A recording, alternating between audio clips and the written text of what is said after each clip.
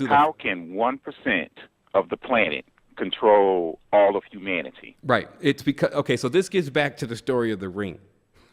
Believe it or not, that if you understand the symbolism or the metaphor behind this ring that they're talking about in Lord of the Rings, you'll understand the knowledge of the priestcraft and the matriarchs. Now, this knowledge, as I spoke about earlier, is known as the Cabal.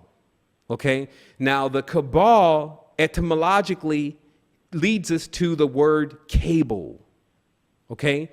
Now, we're talking about a language that any language where the first letter connects to the last letter. So in English, the A connects to the Z, and then that makes a complete cable or cabal, even though the English language is not complete. You have half of it because it's 26. 26 times 2 is 52. 52 weeks in a year, that's one annual. So half of the language is missing. But in the ancient languages, that to understand the first letter and the last letter in full comprehension gave you a ring. Now, this ring is very similar to a ring around a tree. It's a certain level of experience, something that you know. It's actually, in its sense, a map that allows you to control the reality around you. So 1% of this planet know the knowledge about the ring, meaning the hypercube, the knowledge in the language and the vowels, the intonations that actually awake the organs, not call specific calibrations of deities. And this is important because some people say, oh, well, maybe it's because these ancient names from the ancestors that is in this book. Ancient names, when they're in syllables, evoke specific beings.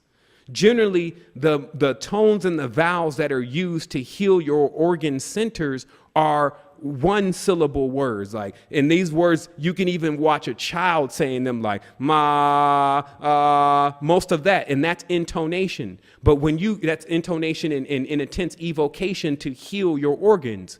But when you start breaking the names up in 12 syllable names, now you're bringing forth beings from the hypercube.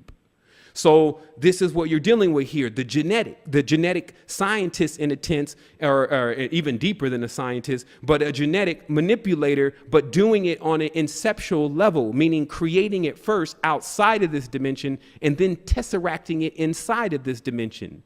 And what this makes for is why the matriarch for the last 4,000 years has been losing the war altogether. And the war that is being waged on the matriarch is not even to put the world back in balance. So when we're even joining this war, which many people are unsuspectingly themselves doing, it is not to restore the balance of our planet. It is to eliminate the main degenerative principle from our planet.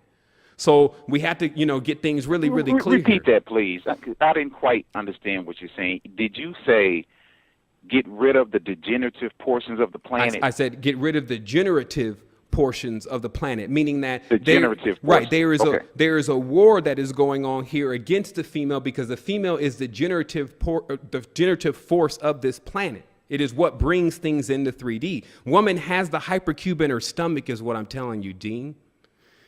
That's why there's a war against woman, because she naturally has the language of light inside of her on the external plane. So can we sum up everything that you're saying with two words?